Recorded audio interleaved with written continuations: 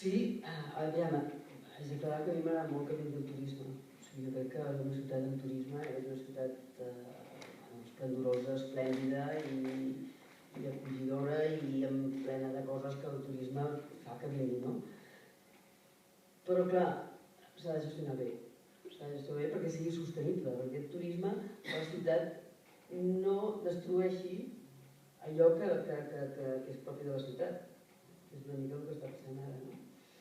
Creus que està passant?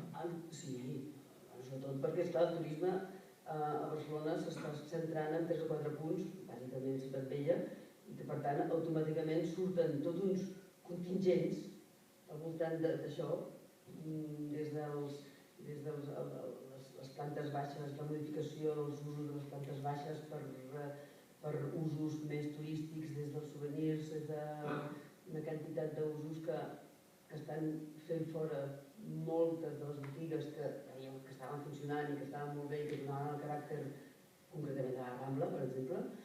I per tant, tot el que comporta un turisme mal gestionat, que no és sostenible, que realment la ciutat si no el gestiona se li va a les mans, doncs jo crec que això va en detriment de la ciutat, de la qualitat de la ciutat, de l'espai públic, d'aquest espai públic que va fins a dins de les botigues. Vull dir que l'espai públic no és només allà on acaba la façana, sinó on la gent pot trepitjar fins...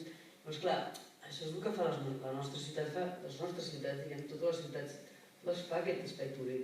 Si això no està gestionat bé, si no Per tant, no gestionar-ho bé vol dir deixar-se anar a la inèrcia... Deixar-se anar a la inèrcia de l'avinguda massiva de turisme, que clar, que com formigues van allà on els hi han dit les guies i allò són com...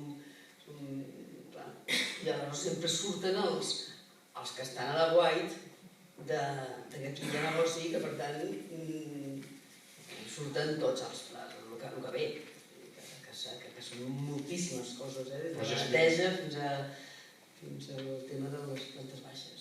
Però gestionar això no vol dir en part posar un fre a aquesta dinàmica que potser abans elogiaves. No sé si puc fer la comparació de fer feina, de no parar, de no baixar el llistó. Jo crec que no. Hi ha un moment en què hem de posar un fre? S'ha de gestionar, s'ha de treballar aquest tema. O sigui, s'ha de treballar de manera que el turisme estigui més repartit per la ciutat. Estic segura que tenim coses magnífiques que es pot estimular que la gent que ve de fora i que estan de passada a la ciutat, parlo del turisme perquè ha sigut de les coses més visibles, de l'efecte, diguem, Barcelona, els Jocs Olímpics, aquest efecte ens ha comportat una sobrepoblació de gent que no estava prevista i que si no ho treballes i no l'organitzes i no fas que aquests habitants transitoris puguin repartir-se per la ciutat, puguin tenir llocs per anar a visitar, puguin realment anar a la cultura que ofereix la ciutat, poder-la realment trepitjar. O sigui, ho has de forçar una mica, has de fer un projecte, has de treballar aquest tema. Jo crec que no sé fins a quin punt s'està gestionant bé això. Vist des de fora sembla que no es gestioni bé, perquè nosaltres, vaja, no el patim perquè nosaltres som gent rara, que ens agrada el turisme, perquè ens agrada trobar la Rambla plena i a mi no em molesta anar a la Boqueria i travessar-me 50.000 persones que van amb maleta, no sé, però això no entenc que no és l'habitual, que la gent que viu a la Ciutat Vella els molesta molt que no puguin anar al colmado que havien anat sempre i que no puguin...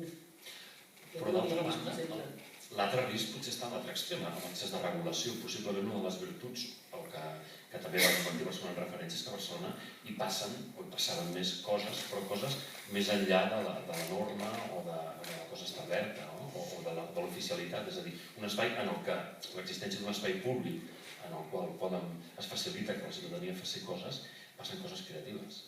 Sí, però és que hi ha hagut un excés, també jo crec per aquest problema de que moltes vegades no se sap gestionar els que governen, no acaben de tenir les idees clares i aleshores una manera fàcil de regular, que no és regular, és prohibir. Aleshores, clar, si vas prohibint tot, Ara prohibeixo l'escocesa, jo recordo que hi havia molt l'escocesa, hi havia l'escola de circ, hi havia tota una sèrie de coses totalment autogestionades, que havien gent que havien trobat aquests espais al Poble Nou i que havien anat sortint uns grups superinteressants, no? Aleshores, què? De sobte se'n donen compte, avui no, això no pot ser, perquè no són legals, perquè no sé què, no sé quantos, prohibim.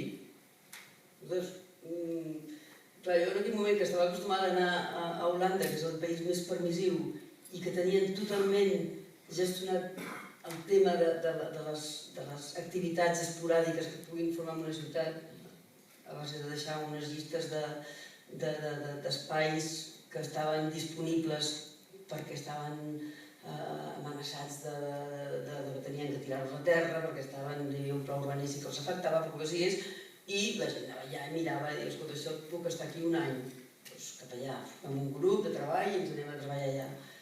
Clar, d'això a prohibir, nosaltres, això no és regular, això és el de prohibir, jo crec que ens està portant a l'absurd, a situacions absurdes, realment absurdes. O sigui que per un costat ens estem inventant unes indústries que em vas dir que es deien creatives. Aquesta paraula que hem de portar a l'hospital, aviam si la curem una mica, això de creatives. Les indústries creatives, per un costat, que són embotellades i per l'altre costat tanquen aquelles coses que o deixen de fer funcionar aquells petits grups de gent que feien coses d'una manera esporàdica, que va passar a Berlín i va passar a totes les ciutats europees. Ahir mateix, en aquesta mateixa sala, teníem un acte que va ser estupendo,